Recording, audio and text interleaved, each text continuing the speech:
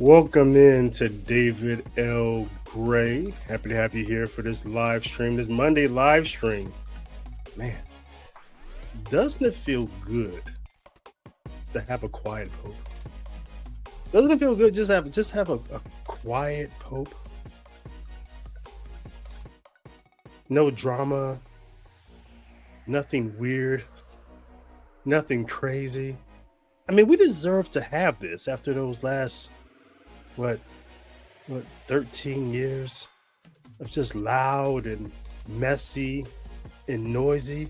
Right? It just feels good to have a quiet pope, right? We should have a pope that puts people like LifeSite News, Michael Lofton at Reason Theology, Michael Matt at the Remnant, Dr. Taylor Marshall. We should have a pope that just puts people like that out of business, right? That spent the last 12 years either attacking or defending the pope. We should have a quiet pope after all that. Maybe not even put them out of business. Like, what would the world be like if Michael Lofton could just go back to doing, I don't know, apologetics? If people think that's valuable, if they're a valuable thing, that would be good. If Dr. Taylor Marshall could go back to, I don't know, scripture, right? That would be a good thing. Or I don't know, Michael Matt go back to doing whatever. I don't know, planting a garden, LifeSite News, go back to reporting just life issues, like pro-life issues. That would be incredible. It's not going to happen anytime soon. I just saw LifeSite News is trying to get Bishop Strickland reinstated, whatever that means. But yeah, that would be amazing. I think that's really it's wonderful just to have a quiet pope. I was listening to Timothy Cardinal Dolan talk about some of the things that how Robert Provost came to be pope and how smooth and easily it happened, just over 4 or 5 votes, so just over a couple of days. It took us faster. It's faster for us to get a new pope, Leo XIV, than it took for Shador Sanders to be drafted by the Browns, which is pretty amazing, right? If you think about it. But yeah, he said that he just seemed to come out of nowhere. No one really knew he was like an American pope, American cardinal rather. No one really identified him like that. He just seemed to come from nowhere, kind of like Jesus, is what Dolan said. And I think that's a type of pontificate we're going to have. I mean, it's amazing just in a few days to just have a pope who speaks clearly, who's articulate, seems to have a grasp of theology, Catholic theology, no agenda, and just lays out clearly what he wants to do. Have you taken a look at this? All right, let me blow it up for you. He has a meeting with the Cardinals, the College of Cardinals, on the May 10th, and he lays out just his agenda. And he says, in this regard, I would like us to renew together today our complete commitment to the path that the Universal Church has now followed for decades in the wake of the Second Vatican Council. Pope Francis massively and concretely set forth an opposite exhortation, Evangelii Gaudium, from which I would like to highlight several fundamental points. First, the return to the primacy of Christ in proclamation. Simply saying, we're going to preach Jesus Christ, which, like, why wouldn't you? Like, duh. And then he says, the missionary conversion of the entire Christian community. So let's be missionaries and let's touch people on a mission. Third, the growth in congeniality and synodality, which, okay, we're going to disagree with. We don't know what it means by synodality. This means just a listening church? Okay, fine. If it means a deconstruction of the papacy and decentralization of the Pope's authority and to push it into local conferences, no. But yeah, we can get on board with maybe that. Attention to the sense of the faithful. especially in its most authentic and inclusive form, such as popular piety, loving care for the least and the rejected, courageous and trusting dialogue with the contemporary world and its various components and realities. That's just clear and articulate. That's amazing.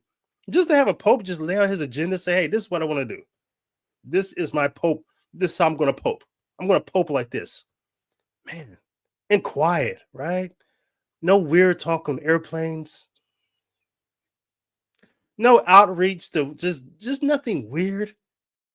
It feels good to have a pope like this. It feels good to have a pope that maybe just put everybody out of business. Like, we don't have to talk about pope stuff. We can just get back to evangelization, and we can really assist the theologians and historians in promoting, the truth of the church, right? He also says this, when we're going to get into today. He says, sensing myself called to continue the same path, I chose to name Leo XIV. There are different reasons for this, but mainly because Leo XIII, in his historic encyclical Rerum Novarum, addressed the social question in the context of the first great industrial revolution in our own day.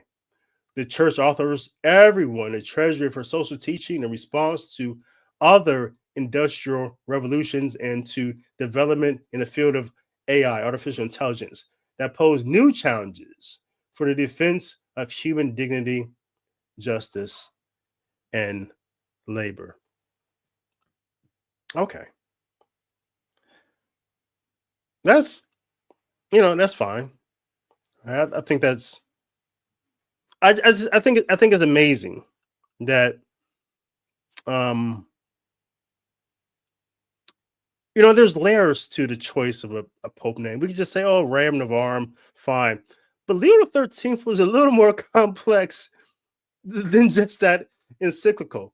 So I want to get into that, the choice of the name, the interesting character of Leo XIII. I think he demands a conversation now. I think now is a good time to bring him back out. I've talked about him in the past.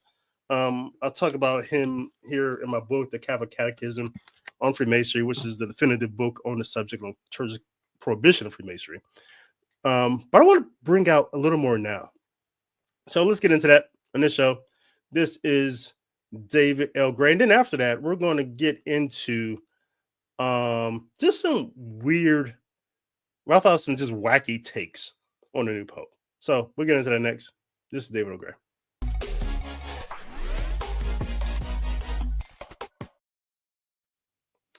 Welcome back into the David L. Gray Show. So let's get into Leo XIII and why I think this is just a really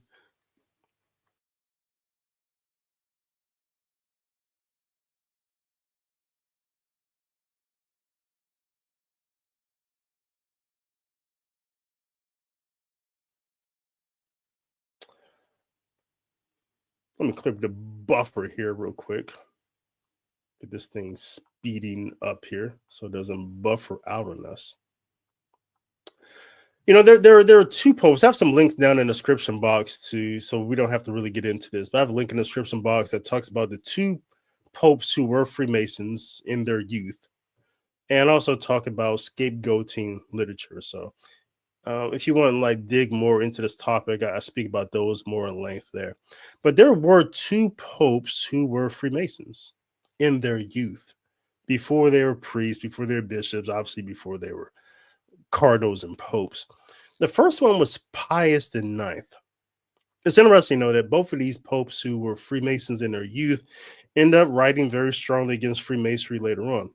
Pius IX, we know he's a Freemason from just the eyewitness accounts of Giuseppe Maria Garibaldi, who was probably one of the most famous Freemasons in the history of Freemasonry. Sometimes people think of Freemasons, famous Freemasons, thinking people like George Washington, people like that. But no, Garibaldi, if you're in Italy, even here in this part of Germany, one of my wife's favorite restaurants is named after the guy. I always feel a little bit uncomfortable going in there because he's trying to kidnap the Pope, trying to kill the Pope.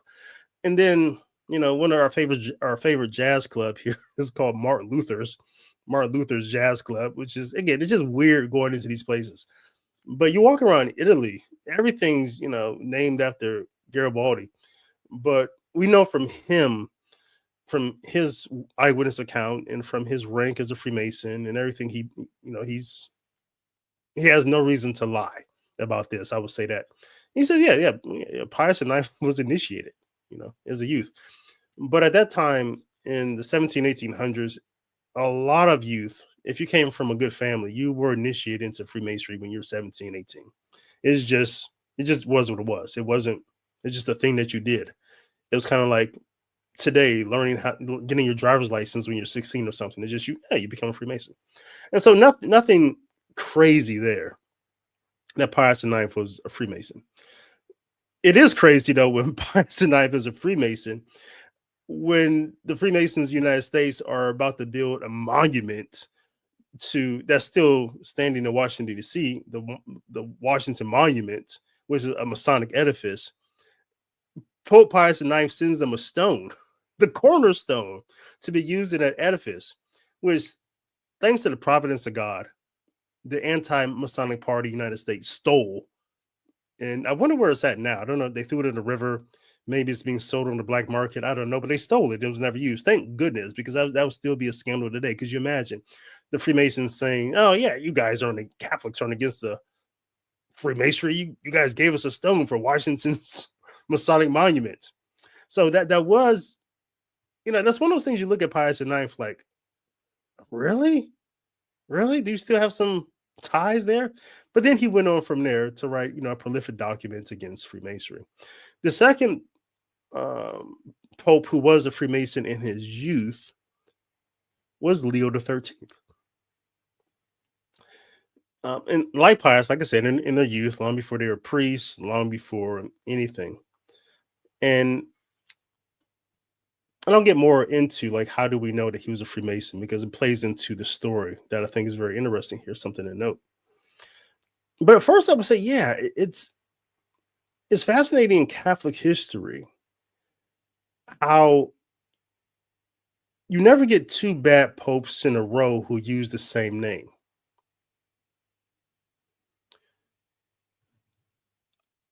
It's incredible how you have a bad pope that goes by such and such name, and then another pope would take that same name, knowing that was like a horrible pope before him with that name, but then the next one seems to redeem it. And so I look at that way with, Leo XIII is not a bad pope. No one, when we think of like bad popes, no one thinks Leo XIII. But also at the same time, there's clear reasons, we'll get into those, why the cause for canonization for Leo XIII wouldn't have gotten further than I could throw a shot put, right? And which not very far. No one can throw a shot put very far, right? But that's how far it could have went.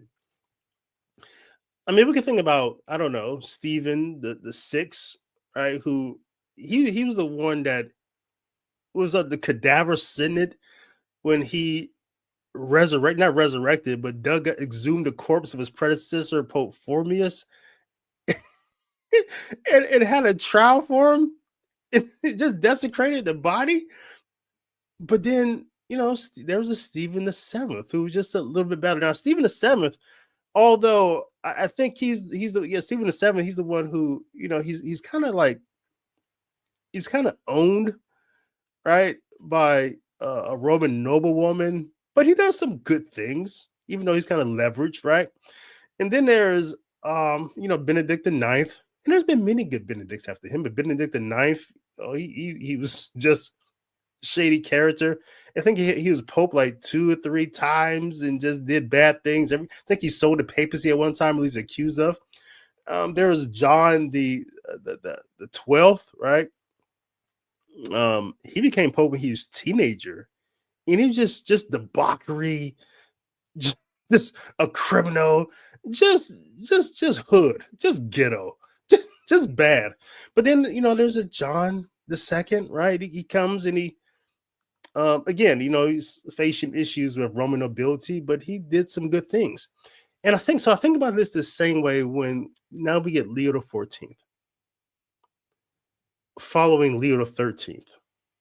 Of course, a century or more later, obviously, but takes the same name. I really think because he's the quiet pope so far. He's the pope who's clear, articulate. He thinks. He doesn't react. We go back to a church that takes her time. I think he's really going to redeem the name Leo. So Leo XIII, let's get into him a little bit, for a moment here. Talk about how he's interesting choice of a name for a name. So Leo XIII, I would say the first thing to think about Leo XIII is that you want to think about the 1800s, and you want to think about a very popular genre of literature at that time. And again, drop in the description box. I have a link there to an essay I wrote about this genre of history. You can call it writing. That's called scapegoating literature. It was scapegoating genre. And so this is the 1800s. And basically what this genre literature did, it always reduced the most complex problems of the world down to its simplest terms, so to speak. But this most simplest term would always be one thing. Whatever the problem was in the world, whatever the problems were, they would always reduce it down to this one thing. Like, this thing is the cause of all of this. So remember that about scapegoating, the scapegoating genre. The common things the things that they would always reduce the problems of the world down to were: one, the Catholic Church; one, the so-called Enlightenment thinkers.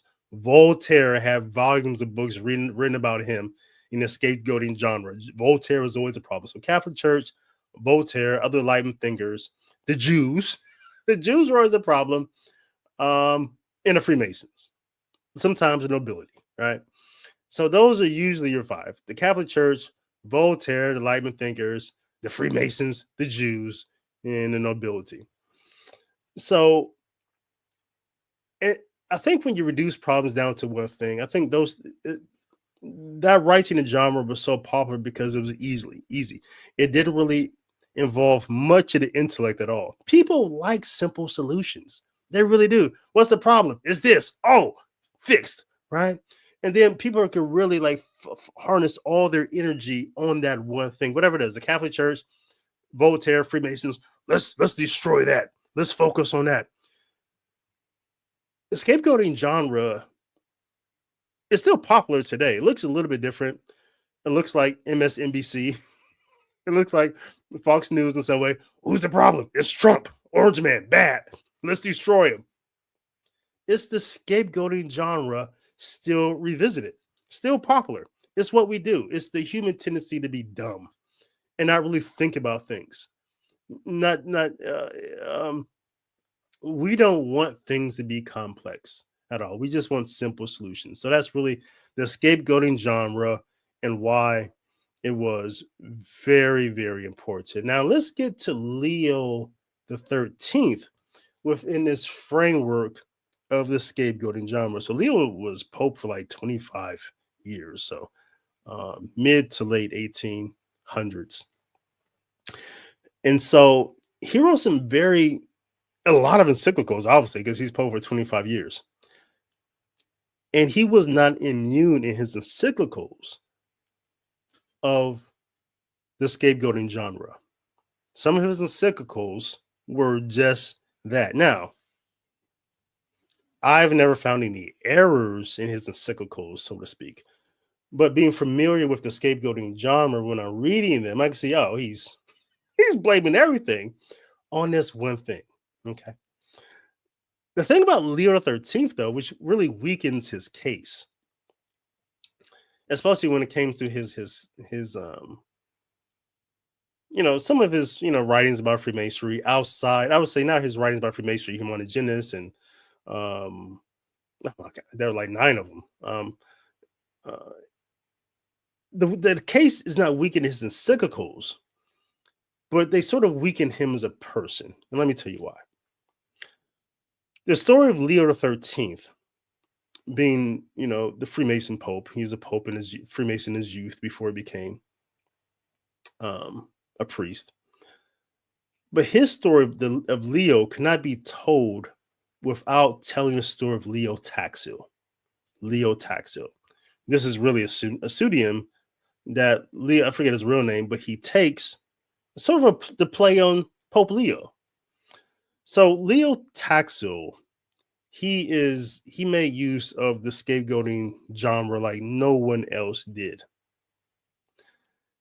For about 10 or so years, he pretended to be a Freemason. And he wrote scapegoating literature about the Catholic Church, blaming the Catholic Church on everything, saying the popes are having orgies. He just crazy, crazy stuff.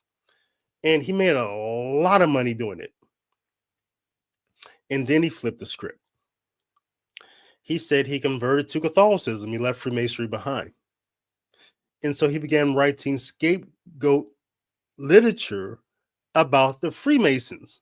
That Freemason really said the same thing about Freemasons that he said about, there's orgies, there's all types of things. And he said this in his confession at the end. He said, I wanted to stop.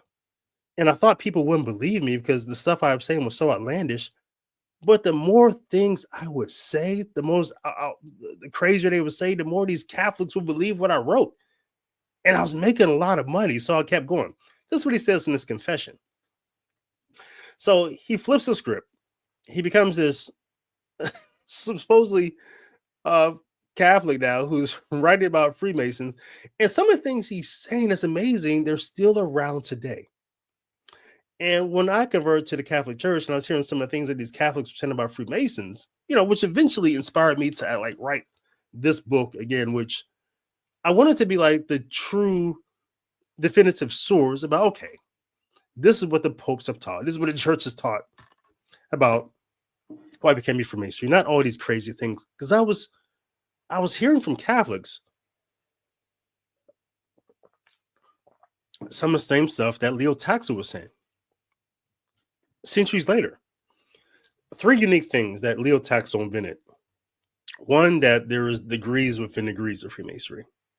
Second, that only Freemasons at the higher degrees know the truth about Freemasonry, which isn't true.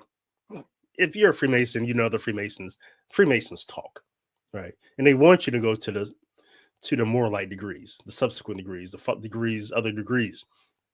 I don't call them high degrees because they're not. But and so they tell you things to get you to go there. They want you to. So there's no real secrets among Freemasons about them. The idea that you have to get to some sort of high degree to know everything is funny. But that came from Leo Taxil, and people still believe it today.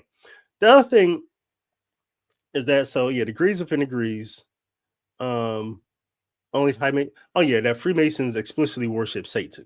No, I've said many times that there is the implicit worship of the demonic, of course. It opens up the door to the demonic in many ways. But explicitly, that came from Leo Taxil. And so you can see,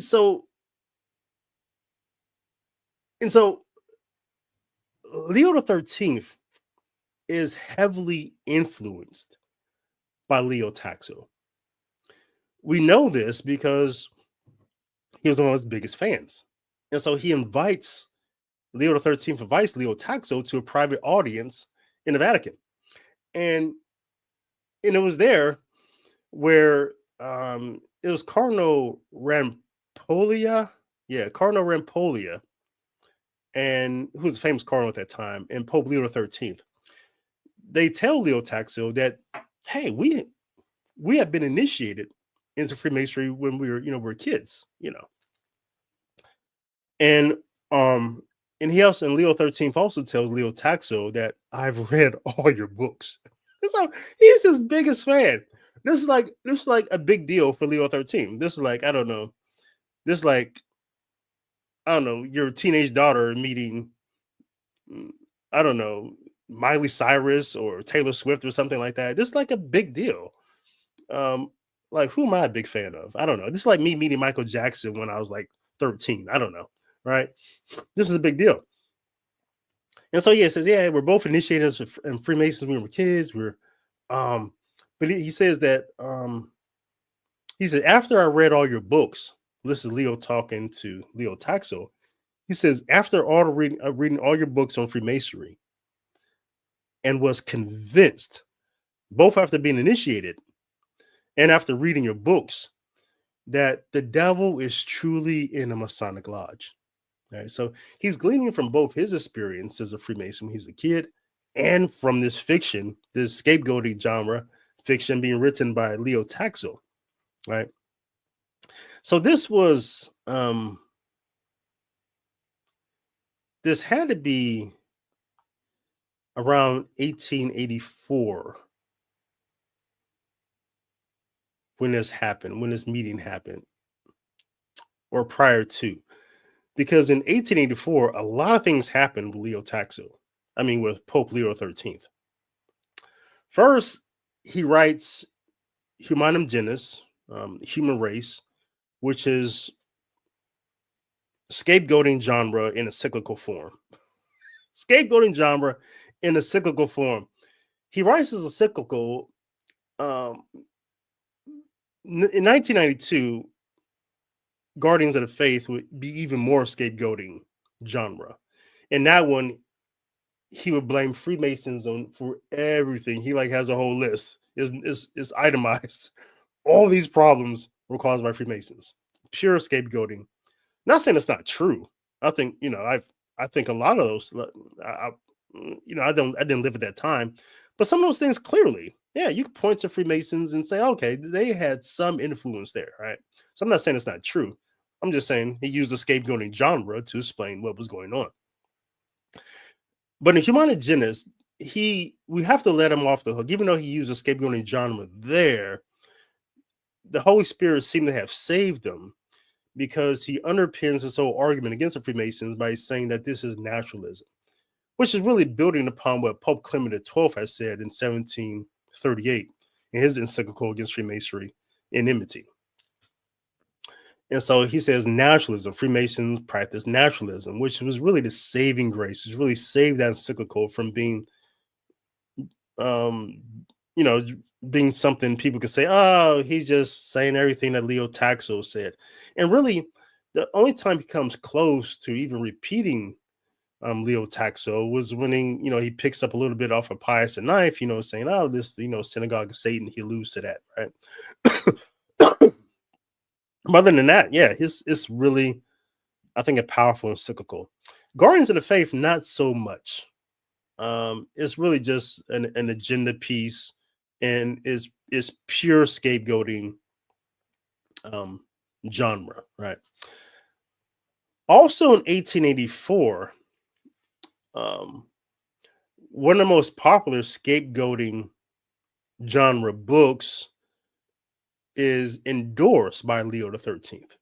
This book is written by a Monsignor named George F. Dillon.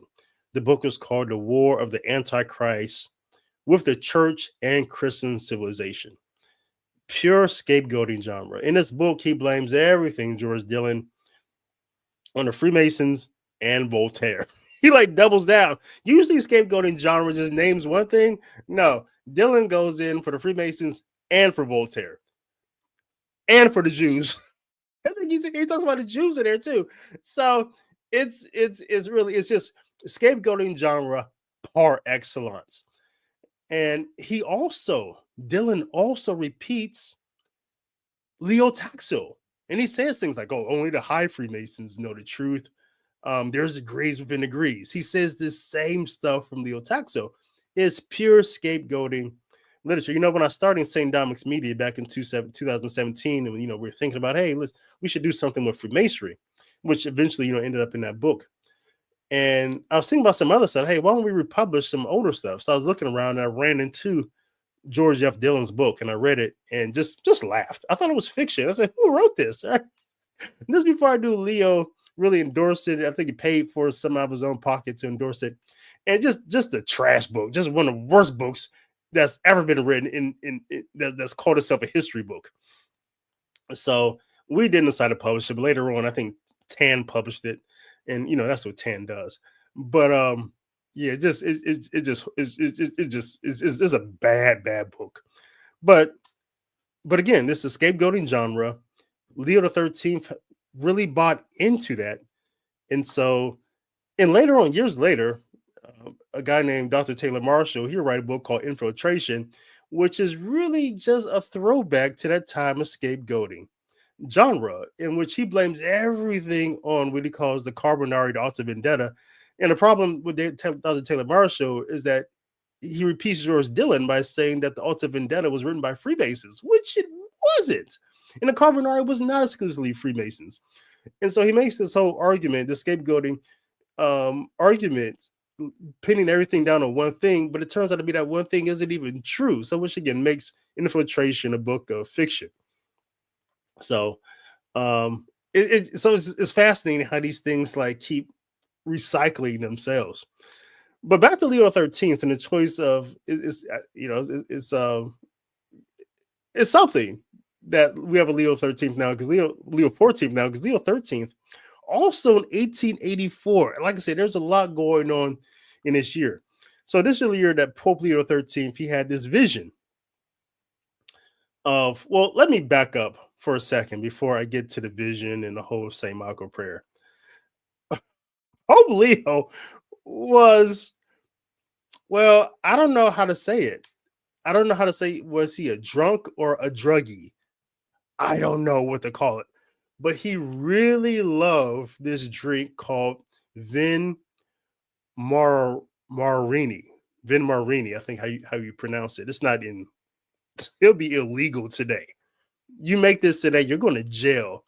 Basically, this was a wine infused with cocaine. It was wine infused with cocaine, which was popular in the 1800s with scapegoating genre. So, very, very crazy time. So, it was created by a French chemist, Angelo Marini, in 1860. That'd be 1860, early 1860s, like 1863 or something like that. And so the drink contained, again, this is wine infused with cocaine with 6 milligrams of cocaine per ounce. 6 milligrams of cocaine per ounce of wine. And it was praised by everyone for its invigorating effects. I bet it's wine infused with cocaine. Oh, it's invigorating. It's giving me energy. Yeah, bruh. What do you think? So Leo 13th, he was such a fan of this drink. He's such a fan that he gave it the award called the Gold Medal Award in recognition for its benefits. He endorsed it like nobody's business. Let me give you a comparison. If you've never smoked cocaine, and I haven't either, I'll be honest about that. Never snort cocaine, never smoked crack, never my things, right? But I understand math. I just know 6 milligrams per ounce is a lot. Let me give you a relatable comparison. Caffeine in coffee, typically a cup altogether has 95 milligrams of caffeine. This means that Vin Marini's drink had about 6% of that amount of cocaine. Not in water, not in milk, in wine. Wine. All right. So caffeine versus wine, what are we talking about? This the effect of stimulation. It's not even close. So Leo loves this stuff. He's drinking this stuff. Okay, now let's go back to 1884. When Leo, he's at the altar, October 13th, 1884. And according to accounts, he had just finished celebrating the Mass. And no, the consecrated wine at Mass was not the Vin Marini Mass. We're not even going to go there. Don't even ask me that. We're not, no. We're not going to say they're using Vin Marini wine at Mass. We're going to just say it was just regular wine at Mass, right? And when he suddenly stopped at the altar and he appeared pale and disturbed, and witnesses say he overheard a conversation between Jesus and Satan. And when Satan boasted that he could destroy the church, he could destroy the church in 75 years, 75 to 100 years, if he were given greater power over those who followed him. I'm not saying that wasn't true. I've heard voices. All I'm saying, if you're drinking wine infused with cocaine, I think you have greater access to hear things. You've seen the people at the park. Don't act like you haven't. You've seen the alcoholics, the druggies at the park, just sit around having conversations with people they don't see. Don't act like you haven't seen this. I've seen it. I've seen it very recently. I've seen a man have whole conversations with someone who I kept trying to find. Listen, that's all I'm saying. If you're drinking wine infused with cocaine, yeah, you're probably going to hear a lot of people talk that no one else can see. But this is Leo. This is Leo XIII. So very, very fascinating character. There's clearly reasons why he was never a blessed, let alone a saint. Caught up into the scapegoating genre, just drinking like nobody's business. But yeah, so he wrote Rerum Novarum, a beautiful teaching on the church's social doctrines, and very impactful. But yeah, so I'm happy. I'm really happy that Leo XIII, Leo XIV is redeeming Leo XIII. Let's get to the next topic. Let's talk about some wacky reactions to uh, Leo XIV becoming Pope. This is David O'Gray.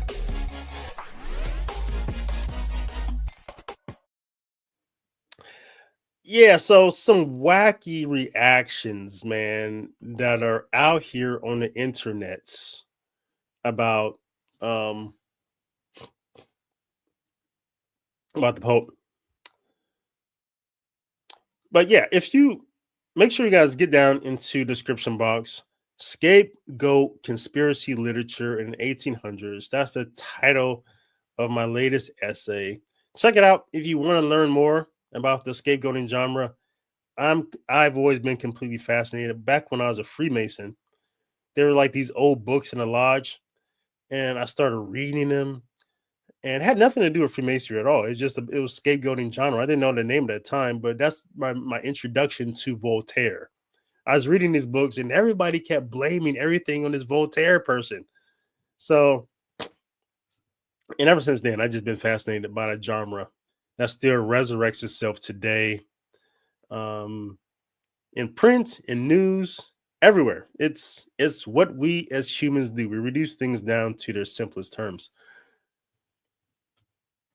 But yeah, some wacky reactions. Let's get to the first one here.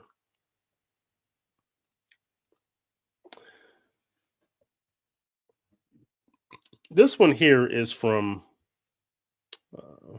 Dr. Taylor Marshall. He says, I submit myself to his holiness, Leo XIV, Vicar of Christ on earth. I'm not here to pick on Dr. Taylor Marshall.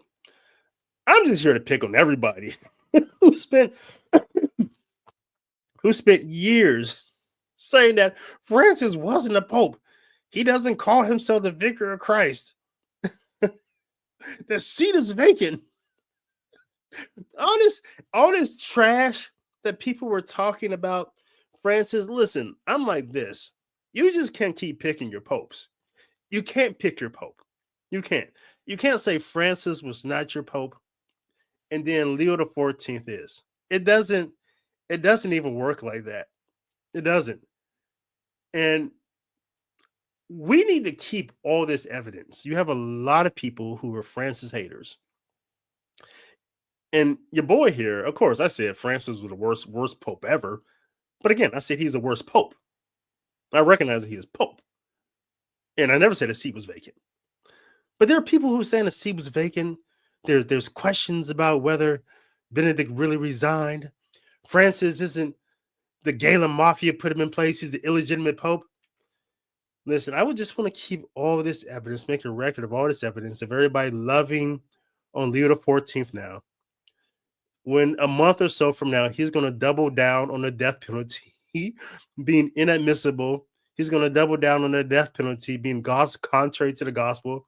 He's going to double down on we need to look out for the dignity of illegal immigrants because they're created in the image and likeness of God. He's going to double down. He's going to double, triple, quadruple, cinco, seis, siete, everything down on the synod, on synodality. So I just want everyone just to keep this same energy. Please keep this same energy. And understand the fact you can't pick your own pope. So just stop. Whoever comes out the conclave and elected as pope, that's your pope. That's your vicar of Christ on earth. We just have to stop being so convenient in picking our own pope. We like this one. He's American. He's from Chicago, right? Come on. The same process elected Francis elected Robert Prevost. So you can't pick your own pope. Let's keep the same energy forever and just follow what the church teaches. So I thought that was a whack reaction. Wacky reaction from that crowd. Here's another one. Yeah.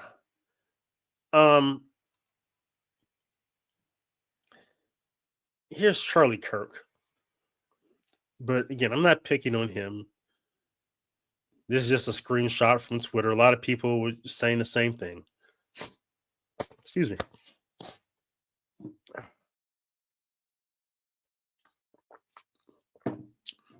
Does anybody still drink Tang?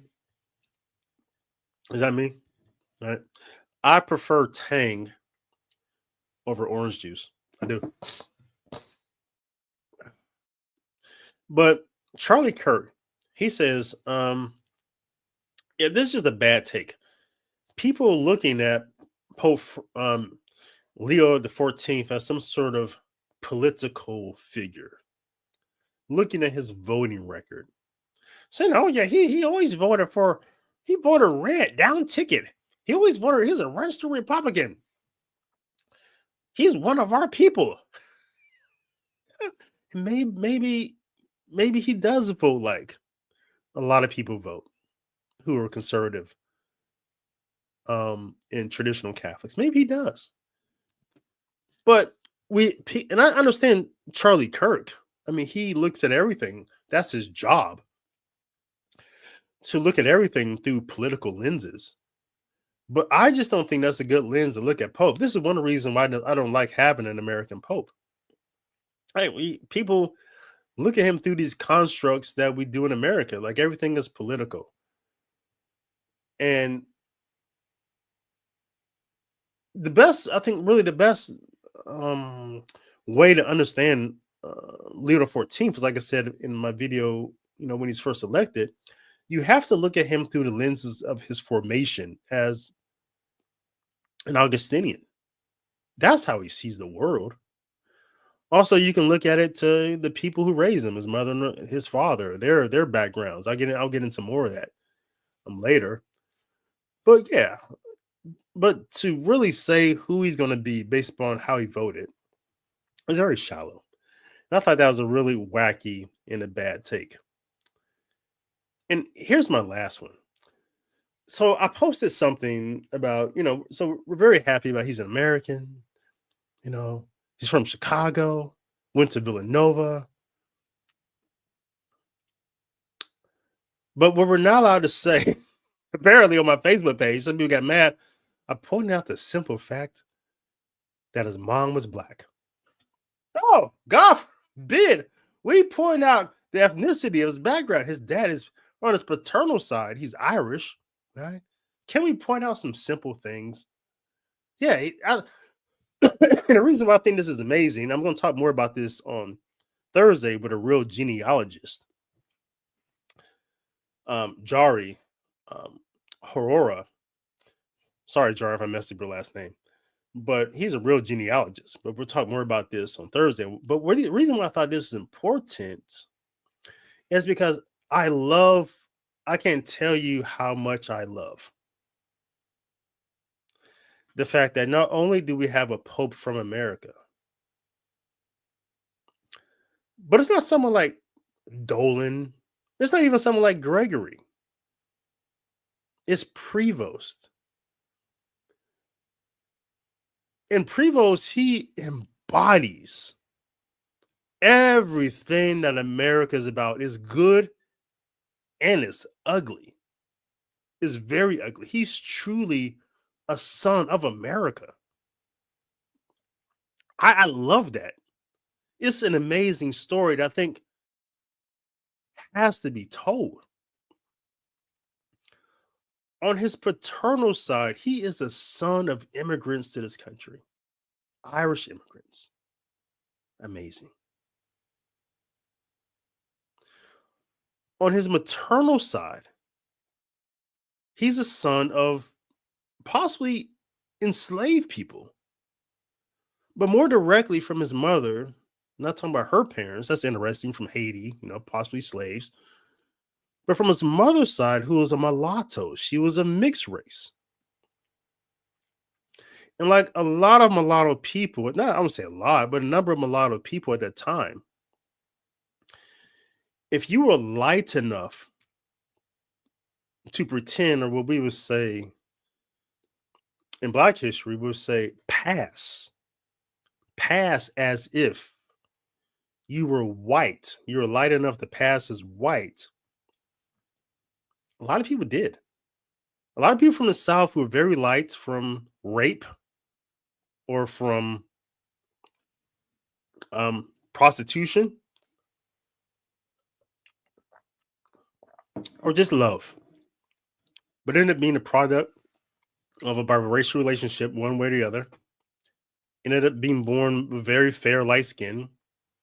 A lot of them moved north, completely forgot about their family,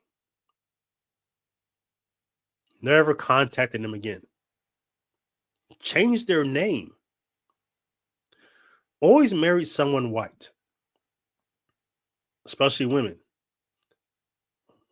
A woman who is passing as white would always marry a white man, who oftentimes didn't know until the children came out a little brown, like the Prevost here, just a little shade of beige, right? And who knows? Their mother could have been honest with their father. I don't know. I'm not gonna imply anything here. I'm just saying what usually happened through history. And same with men who were able to pass as white, married a white woman, and they just had a more comfortable life for the obvious reasons we don't need to recount about the ugliness about American history, about humans being very bad humans. And so this is his story. On his maternal side, he comes from a mother who felt that the only way she could have a better life in this country was to pretend that she was just one thing and not the complexity of who she was. Imagine being raised, right, with this type of background, Irish going on there, a mother just passing as one side of who she was, and that's a story about our Pope that needs to be told, because it's the story of America. America's messy. They say that it's a melting pot, but the water is just it's not boiling at all. It's not a pot, it's a pot with cold water in it. But that's America. He's a son of that background. So I think it's fascinating. I thought it was a bad take to try to diminish. But I understand. I think there's just people who, for whatever reason, don't think blacks have a culture, right? And I think if you don't think Black Americans have a culture, I think you think Black Americans just being racial when they bring up, I don't know, black things or whatever. But if you recognize that Black Americans have a culture, then they should be proud about the culture. And if you recognize that if there's such a thing as white American culture, and I think there is, I think there's criteria. So I wrote a whole book about this. There's criterias of what there's 5 indicators of what makes a culture. And I think there is a thing called white American culture. I think it hit all the marks, right? They have unique things. There's ways they speak. There's things they do. There's exports they have. White America has the most exports around the world. Jeans, McDonald's, come on. The whole world. It's a beautiful export. And Black Americans as well. They have exports. The thing about Black American culture is that it's always monetized. Whatever Black Americans create, whether it's music, whether it's a style, whatever, jazz, hip hop, blues, their food that they cook, it's just always monetized. And eventually gets to the point that we don't even know it comes from the Black American culture because it becomes monetized. Even the word nigga, it gets monetized with gangster rap, right? And so people don't even think that's a cultural word anymore. And that's why people like Mark Dice, why can't we say the N word? It's cultural. Let the culture have it. So, but yeah, if you recognize that people have cultures, there's white American culture, Black American, there's Hispanic culture, then we could talk about culture and ethnicity without people getting their feelings hurt and saying that, yeah, the Pope, his mother belongs to the Black American culture, so he's a product of the Black American culture. He's part of the Black culture. There's nothing wrong with saying that. And secondarily, it's just a beautiful thing to recognize that our Pope is, he's just a son of America in that way. So that's my thoughts. That's today's show. Let me get to your thoughts, and we'll get out of here. Thanks for tuning in. This is David O'Gray.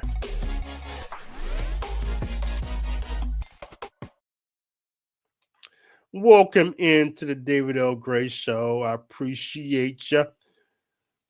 This guy, this is funny. I don't know if he's still here.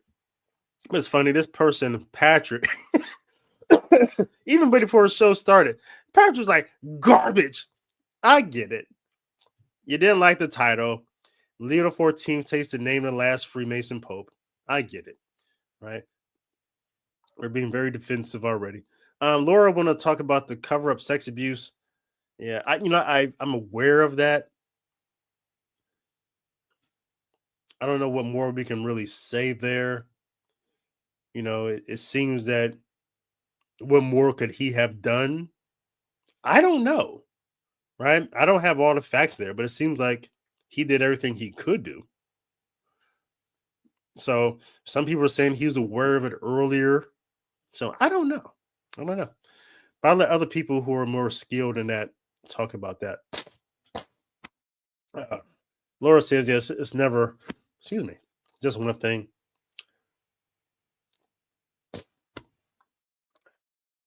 Michael H. says, I don't want to get into it, but certain influence needs to stay out of the church, and power in the media has to be reversed, including Hollywood.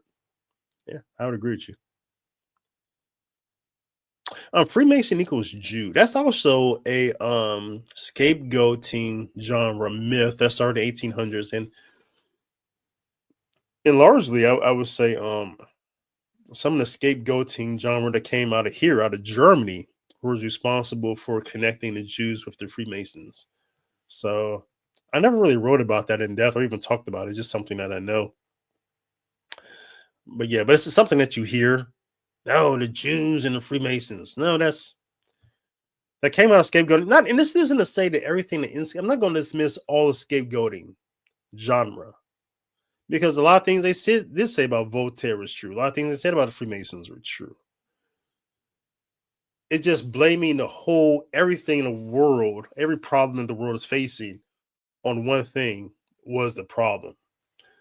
But when it came to blaming the Jews for the Freemasons and all that stuff, and it was just, I thought that was, I've never found anything credible about that.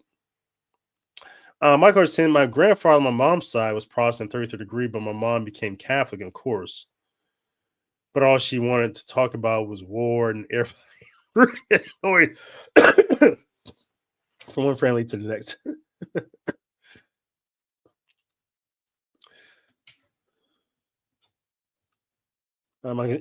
Taylor Marshall fiction. Oh my gosh. I read Infiltration. My friend gave me the book. And once I recognized that the book was fiction, I could not put it down. I couldn't. But it's the only way I could finish it. I could not read that book as it was like real history. I had to read it like, oh, this is fiction. And wow, this is fascinating. This would make a good movie. It's trash.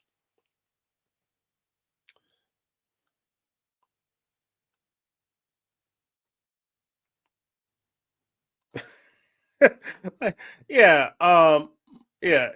I don't know. Red Bull, it does give you wings. It does. But try wine laced with cocaine. You not only have wings, you'll fly. You won't just have wings. You'll have a jet propulsion pack on your back. That's that's what Leo XIII was drinking, my man.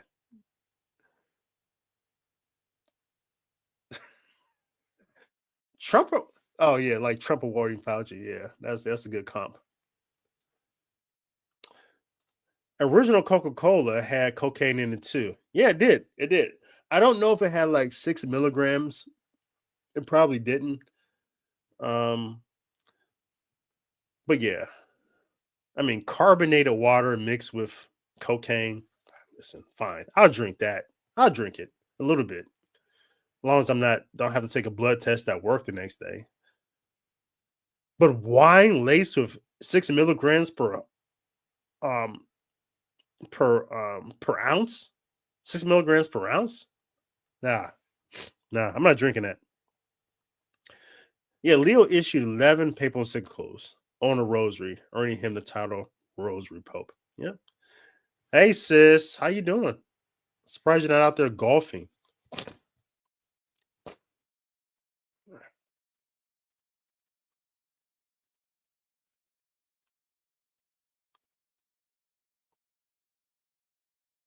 Revelations, John says, Revelations 3:5 says, he that shall overcome shall thus be clothed in white garments, and I will not blot out his name on the book of life, and I will confess his name before my Father and before the angels.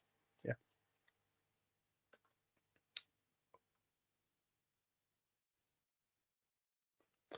I think it connects that Leo was seen in 2005 White Sox Houston game World Series. Reverend Popes wear white classics.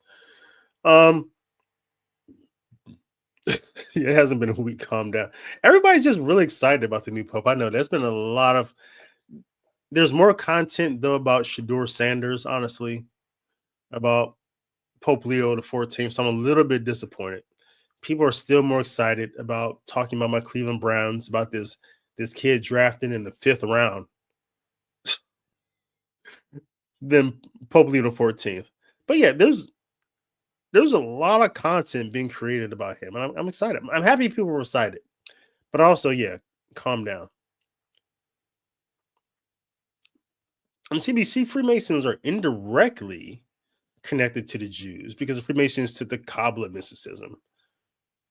You know, the Kabbalah is something that's been imposed on Freemasonry from outside by Freemason mystics, people like Manly P. Hall, people like Albert Pike, people like that. They wrote books and they took the Kabbalah and other systems that they're involved in, witches, stuff they did, and imposed it on Freemasonry.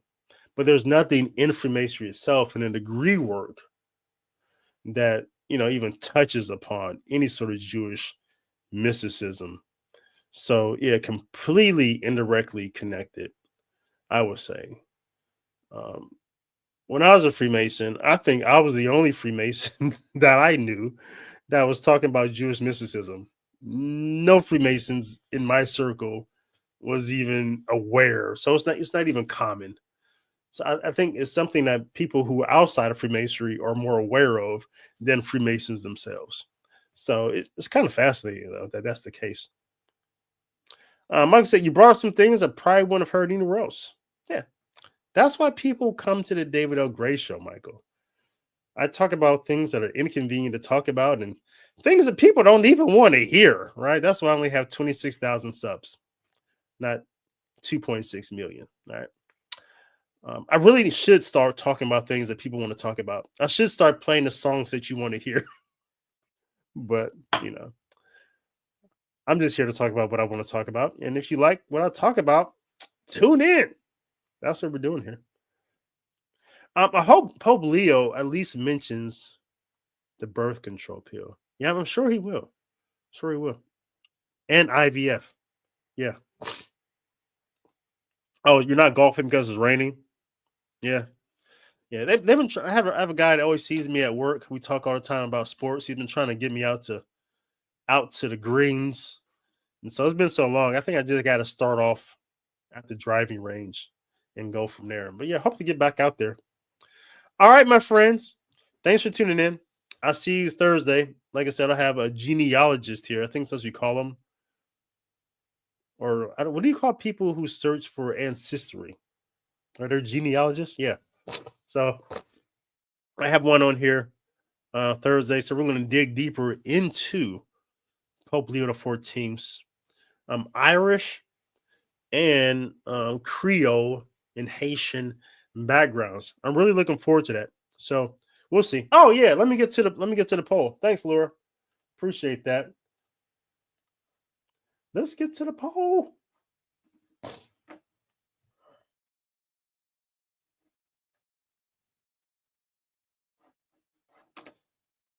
Let me see if I can bring it up here.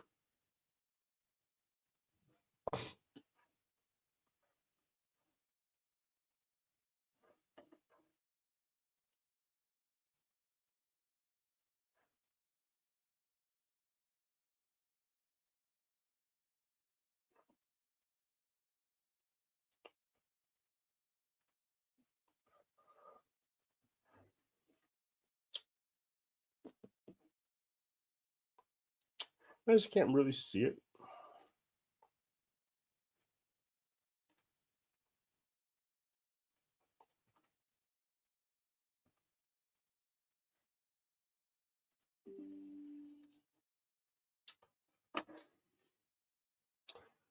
Yeah, here's a poll.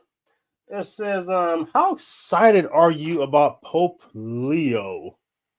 The 14th. 49% says I couldn't be happier. Good for now, 23%. I'm still a little anxious, 23%.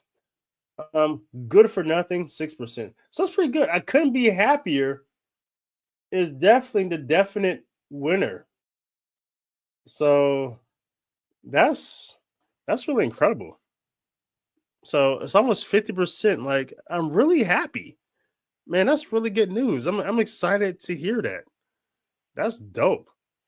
So yeah. All right. I'll catch you guys on Thursday. Thanks for coming in. I love you. Thanks for being my friends.